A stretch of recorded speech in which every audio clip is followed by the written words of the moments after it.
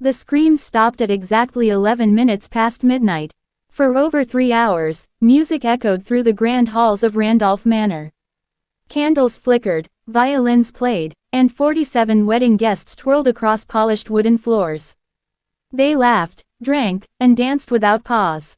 But deep beneath their feet, in the sealed limestone basement, Margaret Randolph, the bride herself, clawed at the walls of her tomb. Her white silk gown, once a symbol of purity and joy, was ripped and stained with her own blood as she fought to escape. While the guests above celebrated love, they had no idea they were already dancing on her grave. This was not a wedding. It was an execution, planned by those closest to her. Before we continue with the story of Margaret Randolph and the wedding night that became her death sentence, make sure to subscribe to our channel and click the notification bell so you never miss these dark historical mysteries.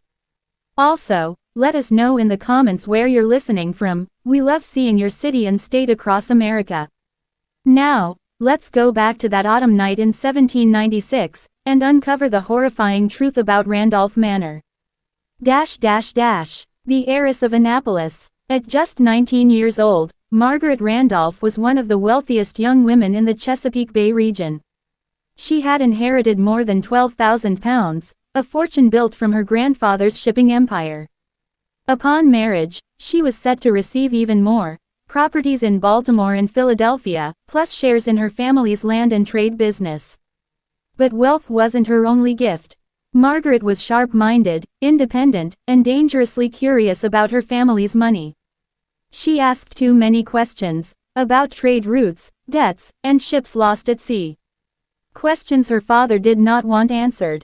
The Randolph family estate, perched high above the Severn River, was a grand Georgian mansion with 30 rooms. Beneath it stretched a thick-walled limestone basement, designed to be soundproof. Officially, it stored wine and imported goods. Secretly, it was built to hold something far more sinister. Margaret had grown up exploring every inch of the house. She knew which floorboards squeaked, which doors jammed in damp weather, and which passages carried whispers through the walls. This knowledge would later become her only weapon. A stranger arrives. The man who would steal Margaret's hand, and her life, first appeared in Annapolis society in the summer of 1795. He called himself Thomas Carrington, a Virginia tobacco merchant. He was tall, handsome, and charming. His manners were refined, his letters of introduction perfect. Mothers whispered that he was the finest bachelor in the city, and daughters blushed at his smile. But Thomas Carrington did not exist. The man's real name was Thomas Garrett, a runaway indentured servant from Philadelphia. He had escaped his master years earlier with stolen papers and a new identity. Through careful study of Virginia society, he learned how to dress, speak, and behave like an aristocrat. When he arrived in Annapolis, he already knew about the Randolph fortune. He spent weeks in taverns listening to gossip about local families until he discovered Margaret, the perfect target. The Randolph fortune in trouble. Margaret's father, Cornelius Randolph, appeared wealthy to outsiders. But in truth, he was drowning in debt. His shipping business had been wrecked by British interference on the seas. Investments in sugar plantations collapsed. Loans he gave to veterans were never repaid. On paper, the Randolphs looked rich. In reality, Cornelius owed more than £30,000 and creditors were closing in. Bankruptcy meant ruin, and possibly prison. When Thomas Garrett approached him with a plan, Cornelius saw his only chance to survive. The scheme was simple. Margaret would marry Thomas. Soon after, she would die in a tragic accident. Thomas would inherit everything as her husband. He and Cornelius would secretly split the fortune. But for a plan this big, they needed help. The conspiracy grows. Cornelius recruited his brother Edmund, a successful lawyer with a terrible gambling problem. Edmund's debts were piling up, and the inheritance scheme promised salvation. Then came Drive. Samuel Henley, the family's physician. Cornelius had discovered that Henley was secretly selling laudanum and opium on the black market. Instead of exposing him, Cornelius offered protection, if Henley agreed to provide a false death certificate when the time came. Finally, they secured William Brackenridge, a local magistrate. Poorly paid and desperate for money, Brackenridge agreed to ensure that no questions would be asked when Margaret suddenly died. Together, these men wove a perfect trap. Margaret's suspicions. But Margaret was no fool. She began noticing whispered conversations that stopped the moment she entered a room. She saw her father and Thomas in secret meetings, exchanging papers and speaking in hushed voices. Her wedding, rushed and full of unusual legal documents, made her uneasy. Why were so many papers suddenly requiring her signature? Margaret's instincts told her something was wrong. She began keeping a private journal, writing down everything, the strange glances, the overheard words, the moments that didn't make sense. Her last entries grew increasingly fearful. Though she could not yet see the full truth, she sensed the trap closing around her. And on the night of October 13, 1796, when the violins played and the guests danced, Margaret realized too late that the walls of her childhood home had become her coffin. Right finger to be continued in part 2. Sparkles. That's part 1 of the story of Randolph Manor, where a wedding became a murder. In the next part, we'll uncover exactly how the conspirators sealed Margaret's fate and the chilling events of her final hours. If you're hooked, don't forget to subscribe, like, and drop a comment with your state. We love seeing where you're watching from. The Bride Beneath the Floor, Part 2. The morning of October 13, 1796, began not with joy, but with dread. A sharp, cold wind blew off the Chesapeake Bay, rattling the windows of Randolph Manor. The sky was heavy and gray, the color of old pewter. Most of the trees had already lost their leaves, leaving their branches clawing at the sky like skeletal fingers. It should have been the happiest day of Margaret Randolph's young life, her wedding day. But when she awoke before dawn, her heart was racing. For weeks she had been haunted by the same nightmare, trapped in a stone chamber, calling out for help that never came. Voices she knew but could not place whispered just beyond her reach. And then, in the dream, the walls always began to close in, pressing tighter and tighter until she woke drenched in sweat. That morning, the nightmare felt more real than ever. The wedding dress. Her maid, Sarah, helped her into the Randolph family's white silk gown, a dress worn by 3 generations of brides. But as Margaret stepped into it, something felt wrong. The fabric tugged heavily at her shoulders and dragged strangely at the floor. When she ran her hand along the hem, she discovered the truth. Small lead weights had been sewn into the dress. Dozens of them, hidden in the seams and sleeves. The discovery made her blood run cold. "Why does it feel so heavy?" she asked sharply. Sarah's face went pale. She stammered. "Mr. Cornelius said it was to make the gown hang more elegantly." But Margaret knew that wasn't true. The weights didn't make the gown more graceful, they made it harder to move in. She filed this detail away with the growing number of strange things she had noticed over the last few weeks. The ceremony. By mid-morning, the drawing room of Randolph Manor filled with 47 of Annapolis's most prominent families. Autumn flowers and greenery decorated the space, creating a warm glow that clashed with the gray world outside.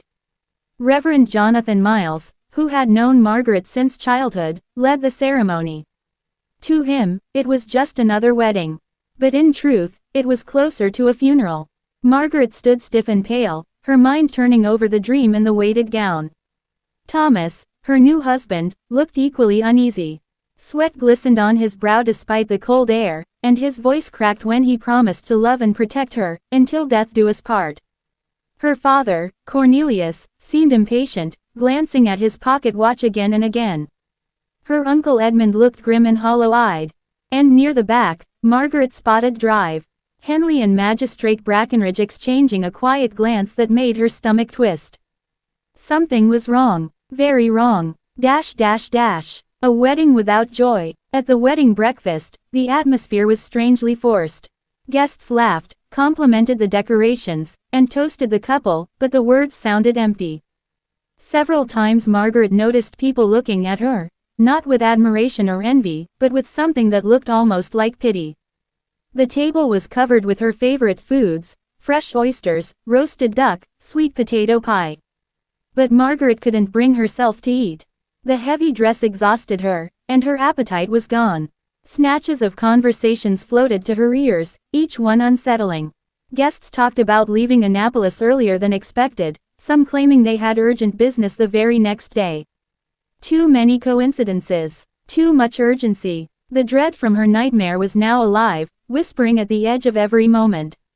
The conversation through the wall.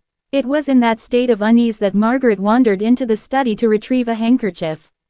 The thin wall between the study and her father's private office carried voices, and as she pressed her ear against the wood, her world shattered. Her father's voice was low and deliberate. The basement is prepared. We've moved the wine barrels aside. William has brought the materials. The limestone walls will serve perfectly. Thomas's nervous reply followed. Are you sure no one will hear anything? Edmund's confident answer. I oversaw the construction of this house myself. Those basement walls are 3 feet thick. A cannon could fire down there, and no one upstairs would hear a sound. Margaret's blood turned to ice. She leaned closer, every muscle in her body trembling. Cornelius spoke again. Once the dancing begins and the guests are drunk, we'll move her. We'll say she retired with a headache. By morning, the story will be ready, that she ran away with the lover we invented.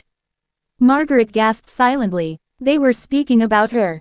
Her own father. Her new husband. Her uncle. A death already decided. She forced herself to keep listening, even as her hands shook.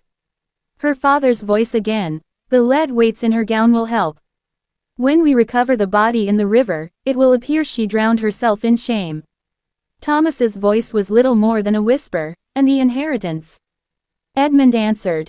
It will pass to the husband.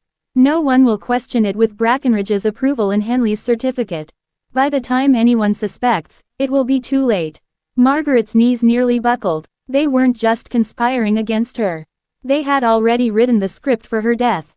A false scandal, a false disappearance, a false body in the river. The walls of Randolph Manor, the house she had known since childhood, had been remade into her prison. Trapped in silence, Margaret pulled away from the wall, her breath coming in shallow gasps. Around her, the house buzzed with celebration, with music, with toasts and congratulations. Yet only inches away, her father and new husband were calmly discussing how to erase her from existence. She wanted to scream, to confront them, to run, but she knew that any sign of suspicion would only hasten their plan. For now, she could only pretend. Pretend to smile, to nod, to thank the guests. Pretend she hadn't just overheard her own death sentence. But inside, Margaret was making a silent vow.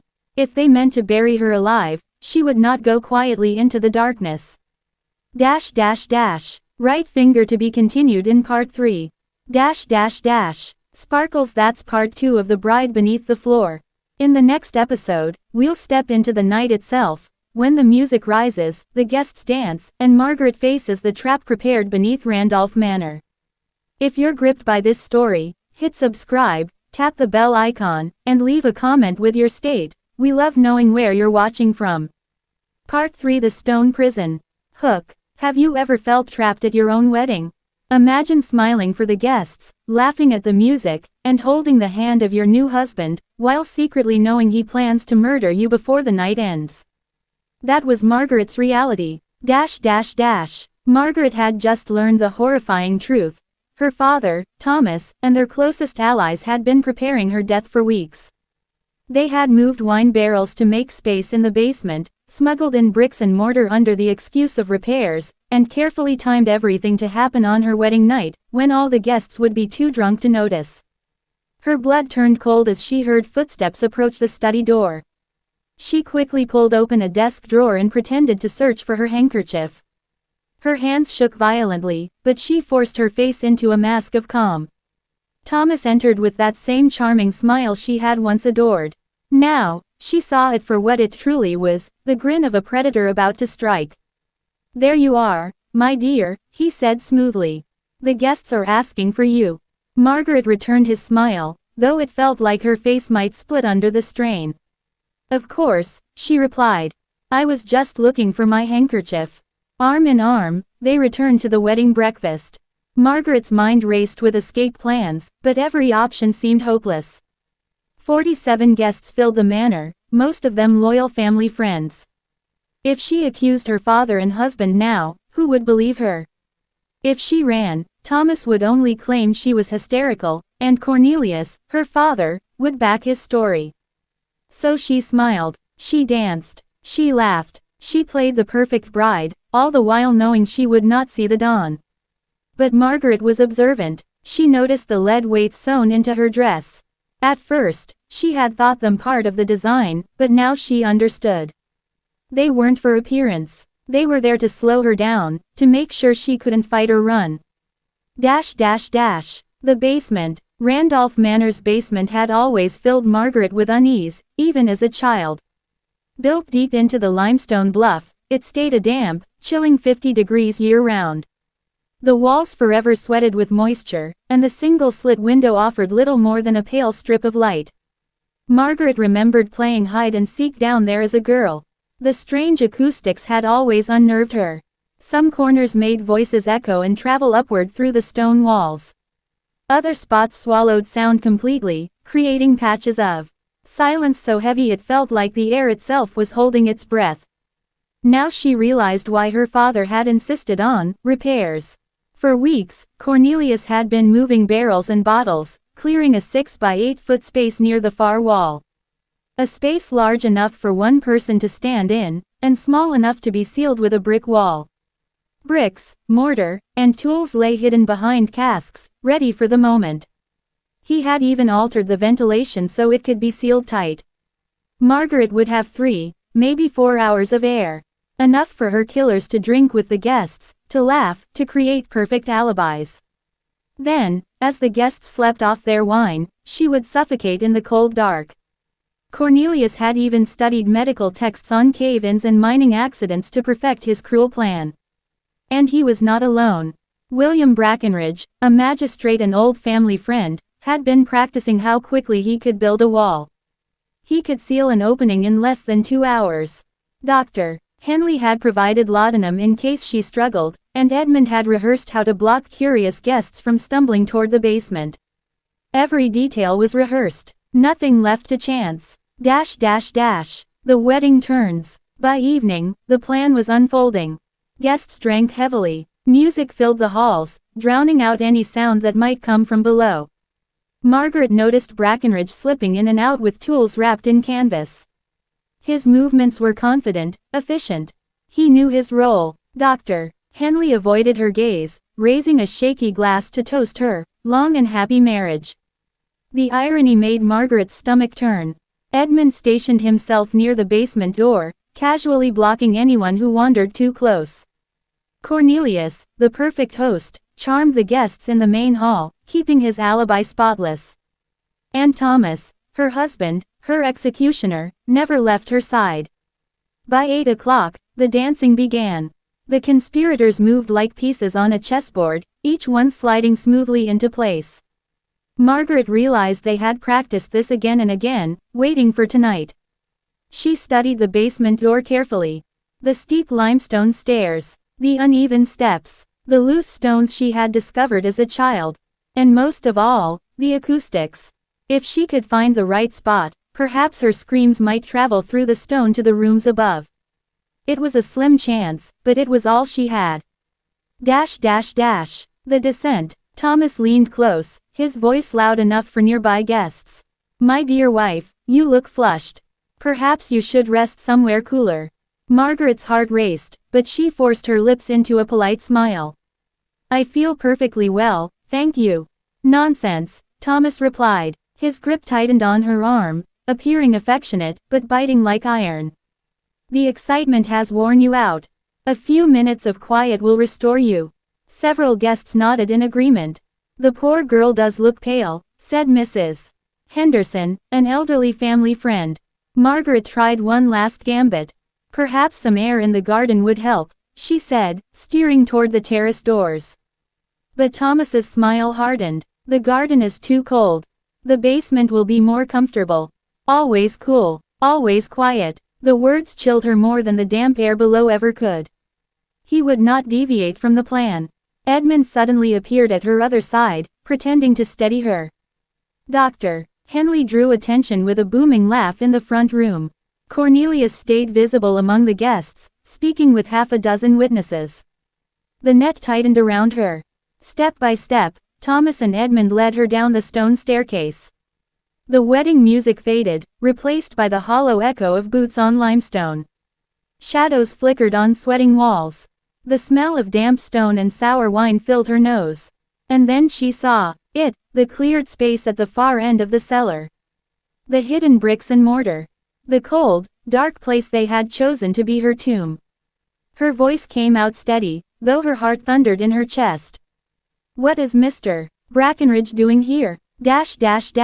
Right finger to be continued in Part 4. Part 4. The walls close in. Hook. Imagine walking into a basement with your new husband, knowing he plans to bury you alive. The guests upstairs are laughing, drinking, and dancing, while below, a secret tomb waits. Margaret's question hung in the damp air. What is Mr. Brackenridge doing here? She asked, her voice low but steady. Thomas's charming smile didn't falter, though his eyes grew hard. Helping your father with repairs, he said smoothly. Isn't that right, Edmund? Edmund nodded, his hand tightening on her arm. Yes, just a few small matters. Nothing for you to worry about, dear sister. Margaret's stomach turned at the word, sister. Edmund had always been her protector when they were young, but now he stood ready to deliver her to death. The three of them stepped off the final stair. The basement stretched out in damp, flickering shadows. Barrels of wine lined the walls, but at the far end, Margaret saw the truth. An open space cleared of bottles, bricks stacked neatly, mortar ready in buckets, and tools lying across a wooden plank. It looked like the worksite of a mason. But Margaret knew it was meant to be her coffin. And then she saw him. William Brackenridge stood near the far wall, sleeves rolled up, a trowel in one hand. He was no longer the polished magistrate in fine clothes but a laborer with dust on his hands. He turned, startled to see her already there. Ah, he said, his voice flat. So soon? Yes, Thomas replied, leading Margaret closer. The time is right. The guests are too busy to notice. Let us begin. The conspirators gather. From the stairs above, heavy footsteps echoed. Cornelius descended slowly, his cane striking each step. He was smiling, his face glowing with false warmth, as though he were not preparing to murder his own daughter. Well, he said, surveying the cleared space. Everything is in readiness. How fortunate we are that Margaret wishes to see the cellars on her wedding night. His words dripped with sarcasm. Margaret bit her lip until she tasted blood, forcing herself not to scream. Behind him came Henley, carrying his black bag. He placed it on a barrel and opened it, the faint smell of laudanum drifting into the air. His hands shook as he uncorked a bottle. Best we do this quickly, the doctor muttered. Noise carries strangely down here. Margaret's heart leapt. Noise carried, that was true. She had learned that secret as a child. Perhaps, if she could reach the right place, her voice might carry upward through the stone into the very rooms where the guests now drank and danced. She kept her face calm, but inside she clung to that single thread of hope. The first move. Thomas guided her toward the wall, his grip gentle but unyielding. Stand here, my love, he said, as if offering her a place of honor. Brackenridge picked up his trowel. Once the first layer is set, there'll be no turning back, he warned. Cornelius's eyes gleamed. Exactly. Margaret forced herself to speak. Father, she whispered, why? For the first time, his smile faltered. His jaw tightened. Because you were weak. Because you were not the son I needed. Because you were born a burden. The words struck her harder than a blow. She had always longed for his approval, even in small ways. Now she saw the truth. She had never been more than a problem to him. Enough talk, Cornelius snapped. Begin. A desperate idea. Thomas shifted to hold her more firmly. Margaret's pulse raced. If she stayed still, they would wall her in. She needed to act, now. She stumbled suddenly, pretending to faint. Her body sagged, forcing Thomas to catch her under the arms. She's swooning, he said. Then give her laudanum, Cornelius barked. Doctor. Henley stepped forward with the small bottle, but in that moment Margaret twisted sharply. She kicked the bottle from his hand, sending it shattering across the stone floor. The sharp scent filled the air. Hold her, Cornelius roared. Edmund lunged, but Margaret darted sideways, her heavy dress dragging at her legs. The weight sewn into the fabric nearly toppled her, but she managed to stagger toward the opposite wall, toward the place where she remembered the acoustics carried sound upward. She pressed her mouth close to the damp limestone and screamed. Help me, help! The sound tore from her throat, raw and desperate. For a moment, silence followed, only the drip of water and the pounding of her own heart. Then, faintly, she thought she heard voices upstairs, confused, questioning. She's shouting, Brackenridge snarled. Quickly, gag her before they come. Dash dash dash. The struggle. Edmund reached her first, seizing her wrist. Margaret, stop this foolishness. He hissed, but his eyes betrayed panic. He knew her cry might already have been heard. She raked her nails across his face, leaving red lines. He cursed and tried to pull her back. Thomas closed in next, his jaw clenched, his handsome face twisted with fury. You will not embarrass me, he growled, snatching at her arm. But Margaret fought like never before. She kicked, clawed, and twisted, dragging them toward the stairs where the light from the upper floor spilled faintly down. Guests will be here in minutes. Doctor, Henley stammered, his face pale. Cornelius's voice boomed. Then finish it now. Brackenridge snatched up a length of rope, stepping forward. His thick arms moved with the strength of a man who had built walls with his own hands. Hold her still. Dash dash dash. A glimmer of hope, and then it happened. From above came the muffled sound of footsteps. Multiple footsteps. Voices. Someone had heard. Someone was coming. Margaret's heart soared, but Cornelius's face hardened into stone. Block the stairs, he commanded. If anyone enters, we will say she slipped and struck her head. Thomas shoved Margaret back against the wall, pinning her. Edmund and Brackenridge moved to obey Cornelius, stepping toward the stairway. The light at the top flickered as shadows passed. A guest, maybe more than one, was descending. Margaret gasped for air, praying silently. If help arrived, she might live. If not, the bricks would soon rise, sealing her forever in darkness. The oil lamps flickered as though the basement itself held its breath. Dash dash dash. Right finger to be continued in Part 5. Part 5 Shadows on the Stairs. Hook. What if your wedding guests were laughing upstairs, while downstairs you were about to be sealed alive behind a wall of stone? One scream could mean survival, or your last breath. Dash dash dash. The basement air grew heavier as Margaret's cry faded into silence. For one terrifying moment, she thought no one had heard her.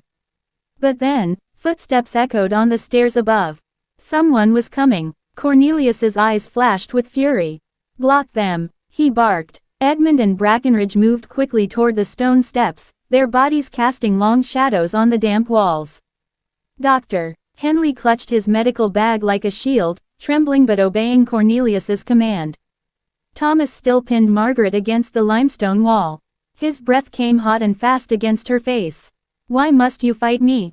He hissed. If you would just be still, it would be easier. Margaret stared at him with a defiance that cut deeper than any blade. You will not bury me alive, Thomas. Not tonight, not ever. Dash dash dash. The guests approach. The stairs creaked as figures appeared in the lamplight. Two guests, Mr. and Mrs. Abernathy, elderly family friends, peered down with concern. Cornelius. Mr. Abernathy called, his voice uncertain. We thought we heard shouting. Cornelius stepped forward, cane tapping sharply on the stone floor. He spread his arms in false welcome. Ah, no need for alarm. Margaret became faint, poor child. The excitement of the day has worn her down. Mrs. Abernathy's eyes narrowed. We heard a scream, she said softly. Cornelius forced a chuckle. A mere fright, nothing more. The girl is delicate. I've asked Drive Henley to attend her. Behind him, Margaret struggled in Thomas's grip. She opened her mouth to call out again, but Thomas's hand clamped over her lips. The scent of sweat and wine clung to him, suffocating her. Mrs. Abernathy leaned closer to her husband. I want to see her, she whispered. A dangerous lie. Cornelius's smile faltered. He had not expected such stubbornness. The basement is damp and chill, he protested. She should not be disturbed until she has recovered.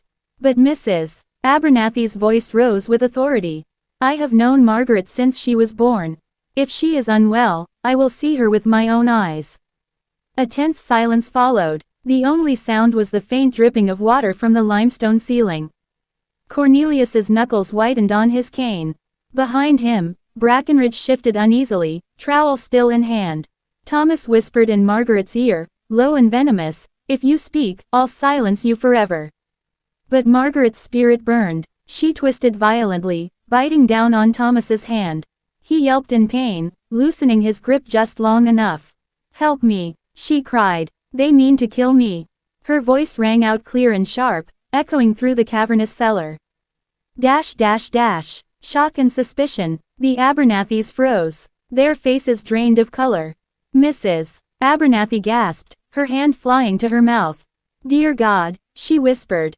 Cornelius's mask cracked. His charm slipped away, replaced by raw fury. Silence her, he roared. Thomas lunged again, but Margaret shoved him backward with all her strength. He stumbled against a wine barrel, sending it crashing to the floor. Red liquid spilled across the stones like blood, the sharp scent of wine filling the air. Chaos erupted. Edmund grabbed the Abernathys by the arms, trying to drag them back up the stairs. Mrs. Abernathy screamed, her shrill cry cutting through the house above. The music upstairs faltered. Laughter died. Voices murmured in confusion. The celebration had begun to unravel. The guests descend. More footsteps thundered on the stairs. A cluster of guests appeared, faces pale and eyes wide. Among them was Reverend Miles, his Bible still clutched in one hand. What is happening here? The Reverend demanded, his deep voice echoing. Margaret stumbled toward him, her dress heavy with its cursed weights. She clutched his arm desperately. They plan to bury me alive. Please, Reverend, you must believe me. Gasps filled the air. Several women cried out. Cornelius's face twisted with rage and desperation. Nonsense, he thundered. She is hysterical. The poor child has lost her senses. But doubt had already taken root. Guests exchanged uneasy glances. Brackenridge's trowel gleamed in the lamplight, and Dr. Henley's trembling hands betrayed his guilt. Reverend Miles's eyes narrowed. Then why the bricks? Why the mortar? He pointed toward the stacked supplies. Silence fell, broken only by Margaret's ragged breathing. The mask shatters. Cornelius realized the trap had sprung, not on Margaret, but on himself. He struck his cane against the floor with a crack like a pistol. Shot. Enough, he shouted. His voice was no longer the voice of a host, but of a tyrant. Yes, we meant to silence her. She would have ruined us all with her weakness. The crowd recoiled as if struck. You would bury your own daughter alive, Reverend Miles whispered, horror in his eyes. Cornelius's gaze blazed. She is no daughter of mine. She is nothing but a key to money, money that should have saved this family. And if sacrifice is required, so be it. Gasps and shouts filled the basement. The guests, once drunk with wine and music, now saw the truth laid bare before them.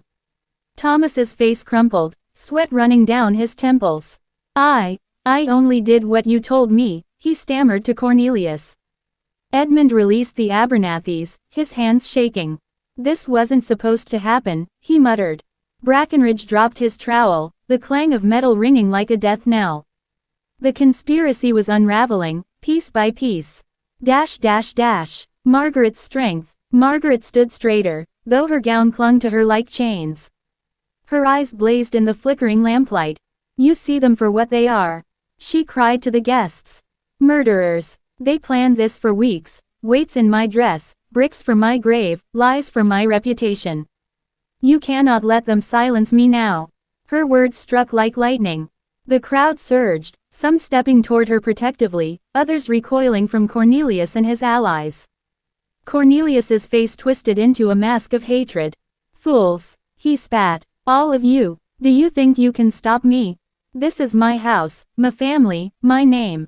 But his voice no longer carried authority. It carried madness. The breaking point. The Reverend raised his Bible, his voice strong and steady.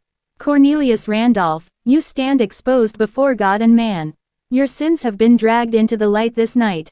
For the first time, fear flickered across Cornelius's face. He turned, searching for support among his company conspirators. But Edmund looked away, Brackenridge trembled, and even Thomas backed toward the shadows. Margaret's breath came fast, her body shaking with exhaustion, but inside, she felt the fire of survival. She had turned their plan against them. She was still alive. The guests pressed closer, some shouting for justice, others calling for the sheriff. And above, the last notes of music died away completely. The entire house seemed to hold its breath. Cornelius raised his cane as though to strike Margaret down himself. But before he could move, strong hands seized his arms. Mr. Abernathy and two younger men pinned him, forcing the cane from his grasp. The mighty master of Randolph Manor was at last subdued. The uncertain future. Margaret clung to the Reverend as the conspirators were surrounded. Yet even as relief washed through her, dread lingered. Yes, she had survived the basement. Yes, the truth had been revealed. But she knew her father. Cornelius Randolph was not a man to yield quietly. His pride, his debts, his rage, they would not vanish with a single night's exposure. Margaret lifted her eyes to the dark corners of the cellar, where shadows still moved. She realized her struggle was far from over. Because monsters, once unmasked, do not always disappear. Sometimes they strike again, more desperate, more dangerous than before. And she feared Cornelius was already planning his revenge. Right finger to be continued in Part 6. Part 6. The walls that whispered. The night inside Randolph Manor had grown heavy with shadows. The chandeliers flickered as though the flames themselves were nervous. Outside, the October wind screamed through the bare branches, rattling against the windows like skeletal fingers. Margaret sat in her room, her white wedding gown spread across the floor like a pool of pale light. Her chest rose and fell quickly, the secret she carried pressing against her heart like a lead weight heavier than those sewn into her dress. She knew her father, her husband Thomas, and her uncle Edmund were plotting to seal her alive in the manor's basement. She had overheard every chilling detail. And now, every sound in the house, every creak of wood, every muffled voice, made her flinch with dread. But she also knew something they did not. She would not go quietly. The hook of terror. The whispers began again just after midnight. Margaret had heard them every night since her engagement, the same ghostly murmurs she had tried to dismiss as dreams. But tonight, she could hear them clearly, as if the walls themselves were leaning closer to her. Do not let them bury you, child, the voices whispered. The walls have swallowed others. Do not let them take you.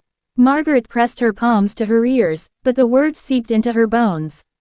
She wanted to believe she was imagining them, yet the sound of stone grinding on stone, the faint scrape of a trowel against limestone, was unmistakable. Somewhere below her, in the bowels of the manor, preparations for her doom were already underway. The gathering storm. The guests had mostly retired, their laughter and music replaced by silence and the occasional slam of a door. Only a few men lingered in the parlor, finishing the last of the brandy. Margaret's father paced, his face pale but resolute, while Thomas sat stiffly in an armchair, his hand trembling on the glass he held. From the staircase above, Margaret watched unseen, her heart pounding. Edmund slipped in from the cold, his cloak damp from the mist that rolled off the Chesapeake. He carried something under his arm wrapped in cloth. Margaret needed no imagination to know what it was. Tools. Masonry tools. She bit her lip to keep from crying out. A visit from Sarah. Back in her chamber, Margaret found Sarah waiting, her hands twisting nervously in her apron. The maid's face was pale, her eyes darting toward the door as if she feared someone had followed her. Miss Margaret, Sarah whispered, you must not go with them tonight. Whatever they ask you to do, refuse it. Margaret caught her maid's arm. You know, don't you? You know what they plan. Tears welled in Sarah's eyes. I didn't want to believe it, but I heard Mr. Cornelius speak to Mr. Brackenridge. They said you'd bring honor to the family even in death. They said no one would question a Randolph tragedy. Margaret's stomach turned. And you told no one. What could I do? Sarah wept. They'd cast me out, or worse. Margaret's anger flared, but only for a moment. She knew Sarah was as trapped by the Randolph name as she was. Listen to me, Margaret said, her voice fierce. If they try to take me below, you must help me escape. My life depends on it. Sarah nodded, though fear trembled in every line of her face. The descent. It was near 2 o'clock when Thomas came for her. His face was pale, his eyes red-rimmed as though he had been drinking heavily. He held out his hand. My love, he said with forced tenderness, the guests grow restless. They wish for you to join the dancing once more. But first, perhaps some cool air in the cellar will refresh you. Margaret forced herself to smile, though her heart thundered against her ribs. She placed her hand in his and let him lead her from the chamber. Sarah followed a few paces behind, wringing her hands. At the end of the hall, Edmund and William Brackenridge waited. William carried a lantern, its light glinting off the iron tools hidden beneath his cloak. Margaret's blood ran cold. The whispering walls. As they descended the narrow staircase into the manor's depths, Margaret heard it. Again, the voices. Not just whispers now, but cries. Wails that rose and fell like the moaning of the sea. She stumbled on the steps, clutching Thomas's arm. What is that sound? She demanded, though she already knew. Edmund gave a thin smile. The house is old. The wind plays tricks down here. But Margaret was not fooled. She knew the cries came from within the stone itself, from those who had been buried before her. The chamber of stone. The cellar was vast, lined with barrels and crates pushed to the edges. At its center stood a half-built wall of limestone blocks, mortar already dripping down its sides. A shovel leaned against it, waiting. The sight nearly broke her resolve. Her knees buckled, but Thomas tightened his grip on her arm. It will be quick, he whispered, though his voice trembled. You won't suffer long. Margaret's terror gave way to rage. She wrenched her arm free and turned on him, her gown swirling. You dare speak of mercy while planning to bury me alive? Cornelius stepped forward, his face dark with fury. Enough, Margaret. Do you think you can defy us? The Randolph name must be preserved, and your fortune will save us all. Do your duty, even in death. The words struck her like a whip. Duty. To be murdered by those sworn to protect her. Sarah's defiance. Before Margaret could reply, Sarah rushed forward. She snatched the lantern from William's hand and swung it wildly. Flames licked at the dry crates stacked nearby, and within seconds, smoke began to curl toward the ceiling. Run, Miss Margaret, Sarah cried. The men shouted, lunging for the maid. William grabbed her arm, but Sarah bit his hand so hard he dropped the lantern entirely. Fire spread across the floorboards, sparks flying. Margaret seized her chance. Lifting the heavy skirts of her gown, she darted toward the stairway, her breath coming in sharp gasps. Behind her, the men roared in anger, their voices drowned by the crackle of flames. The escape. She stumbled up the steps, nearly tripping on the cursed weights sewn into her gown. Each step was agony, the league dragging her backward as though the house itself were trying to claim her. But she pushed on, gripping the banister, her lungs filling with smoke. She reached the top and slammed the cellar door shut behind her, throwing the bolt across. Her heart pounded as she leaned against the wood, listening to the muffled shouts below. She could hear her father cursing, Thomas calling her name, Edmund bellowing orders.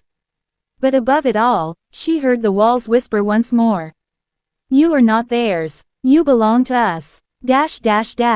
Cliffhanger. Margaret staggered down the hall, coughing, her vision blurring from smoke and terror.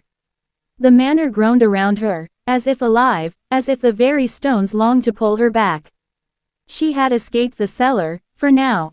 But the house itself would not let her go so easily. Because at Randolph Manor, the walls never forgot. And the dead never rested. Check mark. That's part 6, around 1,000 words. It builds suspense, shows her narrow escape, deepens the horror of the whispering walls, and leaves the story on a cliffhanger. Part 7: The House That Hungered. The manor did not sleep that night. Though the flames in the cellar had been smothered before they spread, the smoke still lingered in the air, curling through the halls like restless spirits. The guests had long since left, their carriages rolling away into the cold October darkness. Only the Randolph family and a few servants remained inside the house, and Margaret. She had locked herself in her chamber, trembling, her wedding gown stained with ash and soot. Her heart still raced from the escape, from the memory of her father's furious voice booming up from the cellar, from Sarah's terrified cries as the men dragged her away. Margaret had wanted to go back for her maid, but the leaden weight of the gown and the pounding of her father's footsteps had driven her upward instead of down. Now Sarah's fate gnawed at her mind. Was she still alive, or had the walls of Randolph Manor already claimed her too? Hook. The house whispers. It began again, the whispers. They slid across the plaster walls like damp fingers, murmuring in voices that were neither entirely male nor female, neither young nor old. Some wept, some laughed, some pleaded. Margaret, they breathed, stay with us. They buried us too. She pressed her hands against her ears, rocking back and forth on the edge of her bed. No, she whispered fiercely. You will not have me. I will not be your prisoner. But the voices only grew louder, pressing in from every direction, as if the entire house leaned closer to listen. The family's rage. Downstairs, Cornelius Randolph paced before the smoldering hearth. His face was pale, his eyes bloodshot, and his hands shook with fury. She knows everything, he hissed. The girl overheard us. She escaped the cellar. If she speaks, our ruin is assured. Thomas slumped in a chair, his hair damp with sweat. She cannot run far. The house is sealed for the night, and the storm is rising. We will find her. Edmund's jaw clenched as he sipped brandy. Then we must finish it tonight. No delays. No excuses. William Brackenridge, his hands still blistered from Sarah's defiance, nodded grimly. The wall is half built. We only need the body. Unaware that the house itself was listening. Margaret's discovery. Margaret could not remain caged in her chamber. She knew her father would come for her, and she could not trust locked doors to save her. She stripped off the heavy gown, cursing the hidden weights, and replaced it with a plain muslin dress. Her fingers shook as she pulled her hair back and tied it. She would need to move quickly, silently. Her eyes fell on the family Bible that lay on her bedside table. For years she had believed its presence a comfort. Now, as she opened it, something slipped out, an old letter, yellowed with age, written in a hand she did not recognize. With trembling fingers she read, "To whomever discovers this, know that the Randolph cellar is no wine vault but a tomb. Cornelius's father built it for that purpose, and many have perished within its limestone walls. They will tell you the voices you hear are dreams or madness, but do not believe them. The house remembers. The house consumes. And once chosen, no bride of Randolph has escaped." Margaret's blood turned cold. She was not the first. The house had swallowed others. Sarah's cry. A sound pierced the whispering, a real voice this time, sharp and desperate. "Miss Margaret, help me." It was Sarah. Her cry came faintly from below, muffled through the floorboards. Margaret dropped the letter, her heart leaping. Sarah was alive. Ignoring her fear, she lit a small oil lamp and crept into the hallway. The air was thick, almost oily, as though the smoke from the cellar had seeped into the very bones of the manor. Shadows stretched unnaturally along the walls, bending and curling as though reaching for her. Every step downward was like walking into the throat of a beast. The living walls. When she reached the lower hall, the air grew colder. Frost rimmed the edges of the stone, though no winter wind blew through. Her lamp flickered violently, threatening to go out. "Miss Margaret." Sarah's cry came again, more desperate now. Margaret followed the sound to a door she had never noticed before, hidden behind an old tapestry of hunting hounds. Her hand trembled as she pushed the cloth aside. The door was not wood, but stone, outlined in faint seams where mortar had been hastily spread. And from those seams seeped a thin trickle of blood. Margaret recoiled, horror filling her chest. The wall was alive, and then, it breathed. The stone swelled outward as if lungs filled beneath it. A sigh escaped through the cracks, wet and terrible. The blood thickened, dripping down to stain the floor. "Sarah," Margaret whispered. A single hand burst through the mortar, white, skeletal, clawing. But it was not Sarah's. The apparition. The wall split, not outward but inward, opening like a mouth. From the gap crawled a figure dressed in rags, its skin gray and shriveled, its eyes hollow pits. It reached toward Margaret, its jaw creaking open. "Daughter of Randolph," it moaned. "You cannot flee. The house chooses. The house feeds." Margaret stumbled back, nearly dropping her lamp. The apparition lurched forward, dragging itself free of the stone, its limbs bending at wrong angles, its chest caved as though crushed. Yet its voice was clear, echoing with the weight of centuries. "They buried us. They buried me. And now they bury you." Margaret fled, the lamp swinging wildly. The shadows leapt and twisted along the walls, reaching for her with black hands. Behind her, the stone wall groaned shut, sealing the figure inside once more. Upstairs, the plot thickens. Cornelius turned at the sound of Margaret's footsteps pounding above. His lips curled into a cruel smile. "She runs," he said. "Good. Let her tire herself out. The house will corner her soon enough." Thomas shifted uneasily. "What do you mean, the house?" Cornelius's eyes gleamed. "Did you think this was only our doing, boy? Randolph Manor has its own hunger. Always has. Always will. We simply feed it." Thomas paled, but Edmund only nodded grimly. "Then let the house have her. Cliffhanger." Margaret slammed her chamber door shut, locking it once more. Her chest heaved, her hands shook, and her ears still rang with the voice of the dead. She sank to her knees, staring at the cracks in the plaster. The whispers had returned, louder than ever, pressing close against her skin. "Run if you wish," they murmured. "But every door here leads to us. Every wall is a mouth. And soon, Margaret, you will be swallowed whole."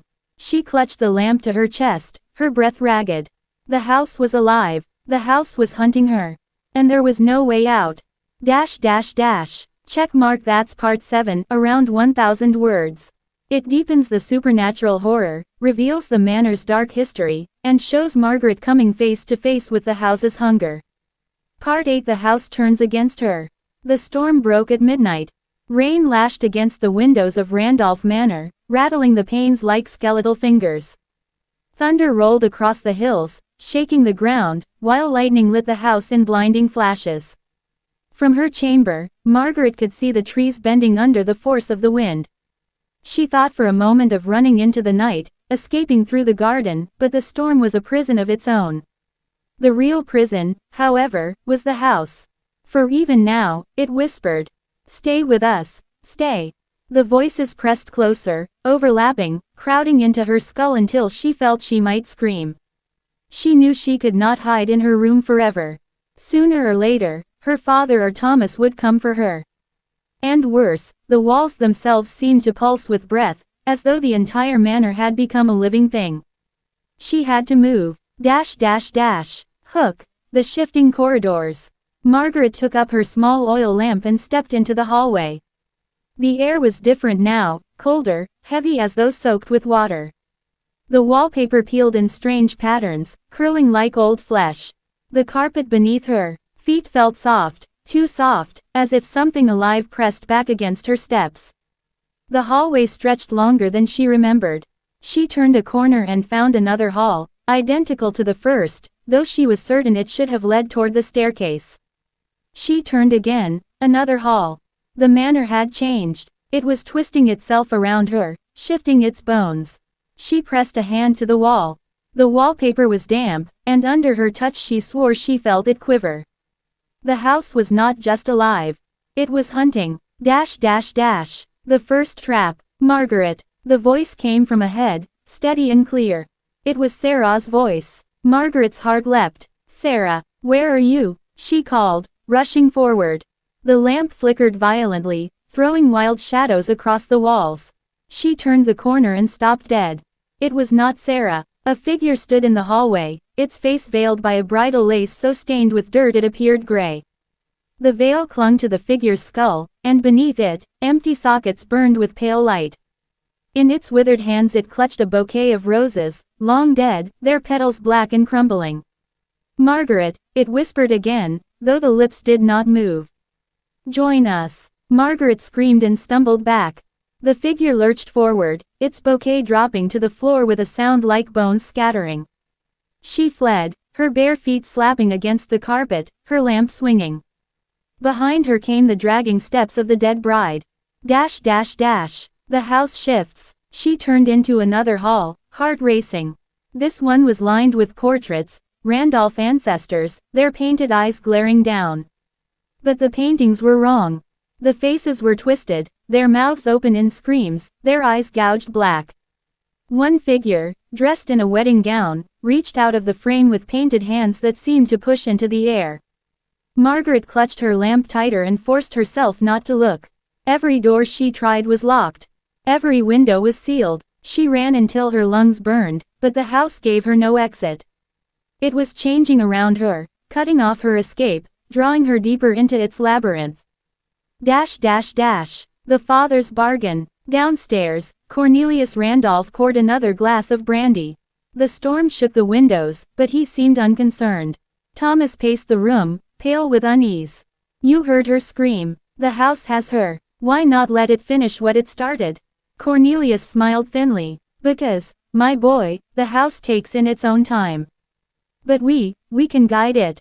Tonight is a sacred night. A wedding night. The house expects an offering." Edmund leaned forward, his face grim. "And if she resists?" Cornelius's eyes gleamed. "No one resists for long." Dash dash dash. The nursery. Margaret stumbled into a room she had not entered since childhood, the old nursery. Dust lay thick across the furniture. A rocking horse sat in the corner, its paint peeling, its glass eyes staring. She sagged against the door, catching her breath. For a moment, silence. Then, creak, creak, creak.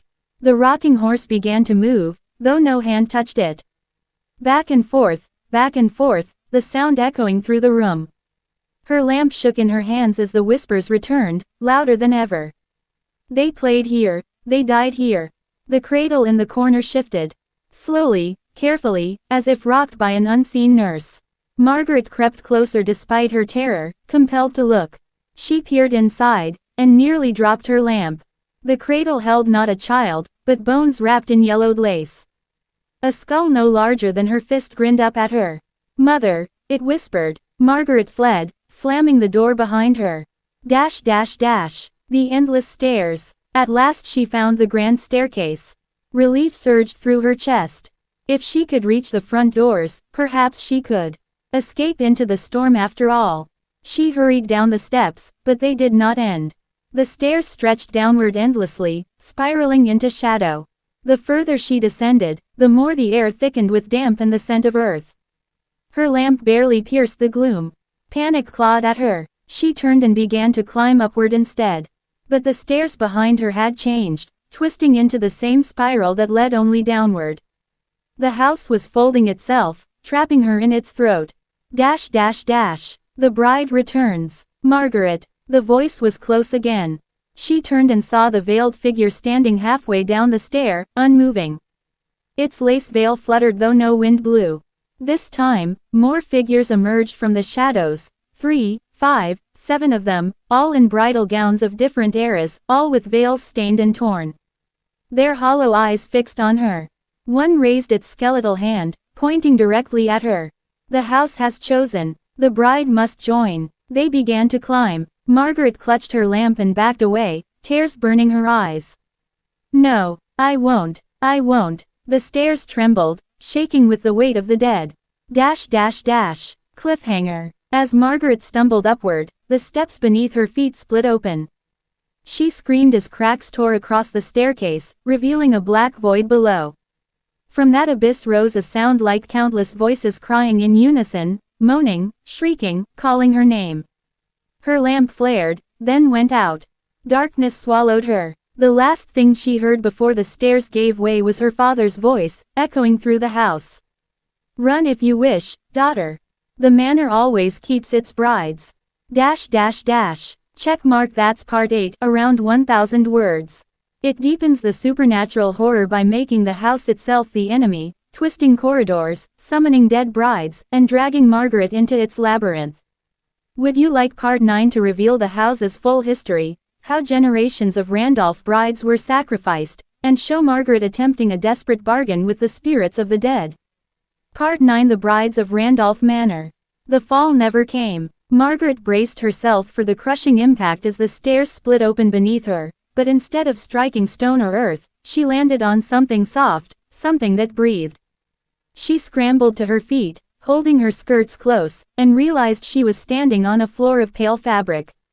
Wedding gowns. Dozens of them. The gowns stretched out in every direction, endless layers of white silk, satin, and lace, though most were stained yellow and brown with age. The air was heavy with the scent of mildew, roses long dead, and something metallic beneath it, blood. She was no longer inside Randolph Manor. Or perhaps she was deeper inside it than anyone had ever gone. The house had swallowed her whole. Dash dash dash. Hook. The chamber of brides. Shadows shifted across the expanse of gowns. Figures rose from the fabric one by one, their veils drifting like cobwebs. Some were tall, some stooped, their bones sharp beneath rotted silk. Margaret counted 12 before she stopped, for they kept appearing, until the chamber was crowded with them. The brides of Randolph Manor.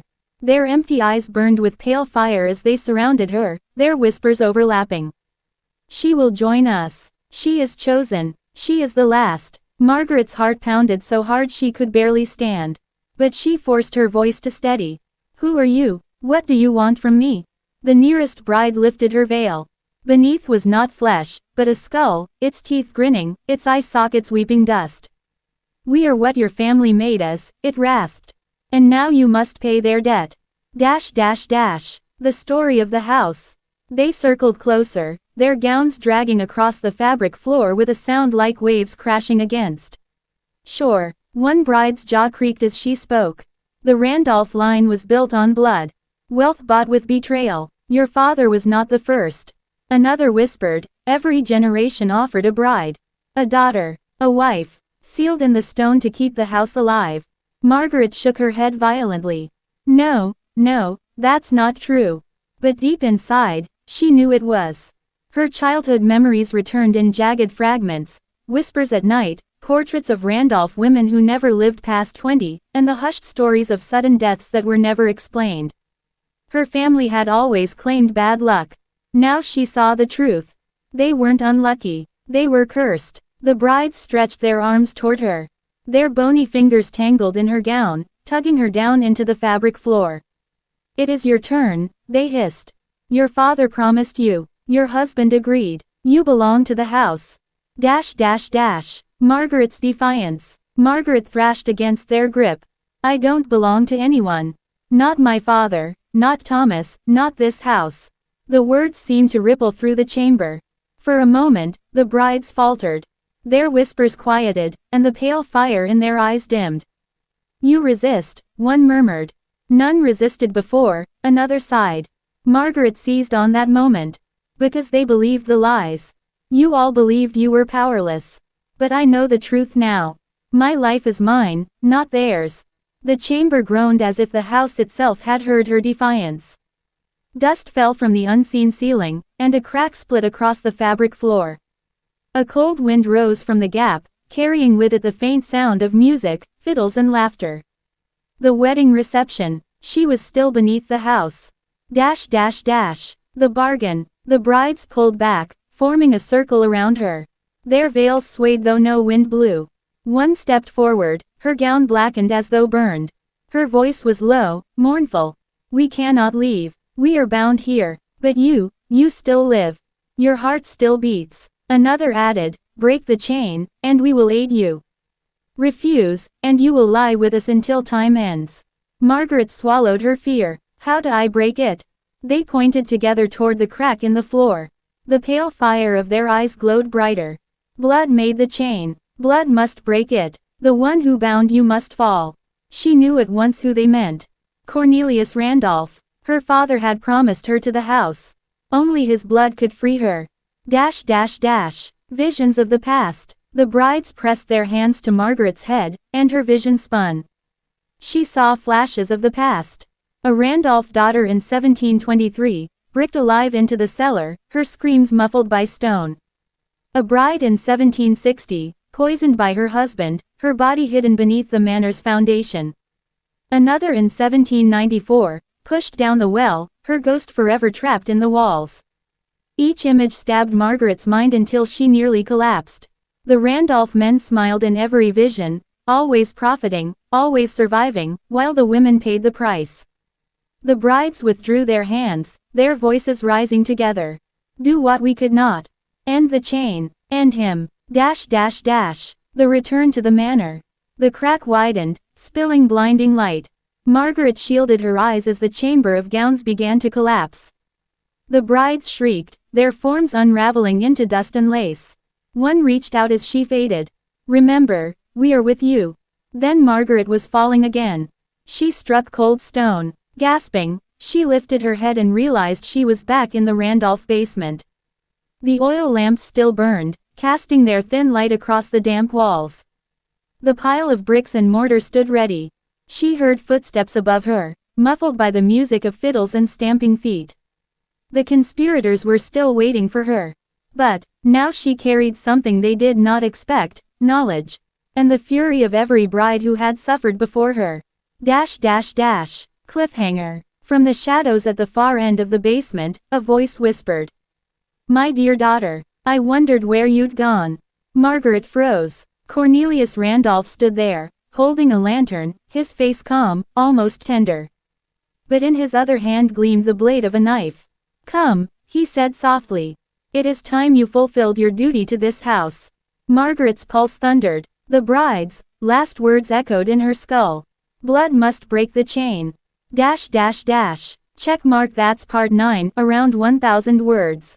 This chapter reveals the full cursed history of the Randolph family, introduces the ghostly brides as both threat and potential allies, and ends with Cornelius confronting Margaret in the basement, setting up the deadly confrontation in part 10. Part 10. The Last Bride. The basement was silent except for the slow, measured drip of water from the ceiling. The flickering lantern in Cornelius Randolph's hand stretched his shadow across the stone wall, tall and monstrous. Margaret stood rigid, her hands clenched, heart hammering against her ribs. She had seen enough visions to know the truth. Her father had done this before, just as his fathers had done before him. He was the keeper of the curse, the one who fed the house with brides, his own bloodline be damned. Cornelius's voice was calm, almost soothing, though his knife gleamed cold in the lantern light. You should be proud, my child. It is an honor to give yourself for the house. Without sacrifice, the Randolph name would vanish. Wealth, land, legacy, everything would be lost. Margaret's lips curled in defiance. And what of the women who were lost? What of the brides buried in these walls, father? Do their screams mean nothing to you? His expression hardened, though his tone remained eerily patient. They knew their duty, as must you. Hook. The defiance. Margaret felt the echo of the brides in her bones. Blood must break the chain. She took a slow step back, her gown dragging across the damp floor. No, I will not die for your greed. Not for your lies. The house is cursed because of you, and tonight, I end it. Cornelius's smile twitched at the edges. End it, child, you cannot end what you are bound to. You are mine, as the house is mine. He advanced, the knife raised. The shadows on the walls seemed to lunge with him. The struggle. Margaret darted toward the pile of bricks and mortar that had been prepared for her tomb. She seized one heavy brick in both hands and swung it wildly. Cornelius staggered back as it struck his shoulder, the lantern clattering to the ground. The flame sputtered, then spread across spilled oil, hissing as it crept across the stone floor. Cornelius snarled, a sound more beast than man, and lunged. The knife grazed Margaret's arm, slicing fabric and flesh. She gasped but did not falter. You will not take me. She screamed. The voices rise. From the walls came the sound of whispers, hundreds of voices, rising like a storm. The brides. Strike him. Spill his blood. Break the chain. Their words filled Margaret's skull, louder than her father's roar, louder than the crackle of fire. She felt their fury fueling her own strength. Cornelius swung the knife again, but Margaret caught his wrist with both hands. The blade hovered inches from her throat. His eyes, once cold and calculating, now burned with desperation. "You think you can defy me?" he growled. "You are nothing without this house. You are nothing without me." Margaret's voice rose above his. "I am everything without you." With a final surge, she twisted his wrist. The knife slipped from his grip, clattering onto the stone. Dash dash dash. The fatal blow. For a heartbeat, they stood face to face, father and daughter, breath ragged, eyes locked. Then Margaret seized the blade. Cornelius staggered back, raising his hands as though to command the very walls to protect him. "No. If I die, the house dies with me. Do you want to bring it all down? The land, the legacy, the name." Margaret's eyes burned with tears and fury. "Then let it fall." She drove the knife into his chest. Cornelius gasped, his mouth opening as though to curse her, but no words came. His body crumpled, the lantern light gleaming on the spreading pool of his blood. Dash dash dash. The collapse. The house screamed. The walls shuddered, dust raining from the ceiling. Stones split apart, mortar cracking like thunder. The fire from the lantern spread rapidly, licking across the floor, climbing the support beams. Margaret staggered back as Cornelius's body was swallowed by the trembling earth. The brides' voices rose in a terrible, triumphant chorus. "Free, free, free." One by one, spectral figures emerged from the walls, the brides in their ruined gowns, their veils drifting like smoke. They circled Margaret, no longer reaching for her, but bowing their heads. "You have done what we could not," one whispered. "The chain is broken," another sighed. "The curse is ended." Their forms shimmered, growing brighter, until they dissolved into pure light. For the first time in centuries, the brides were free. Dash dash dash. The escape. The manor was dying. Flames roared through the basement as the ground shook violently. Margaret sprinted up the stairs, each step cracking beneath her. She burst into the great hall, where guests still danced, their laughter mingling with the fiddles. But as the walls groaned, plaster rained down from the ceiling.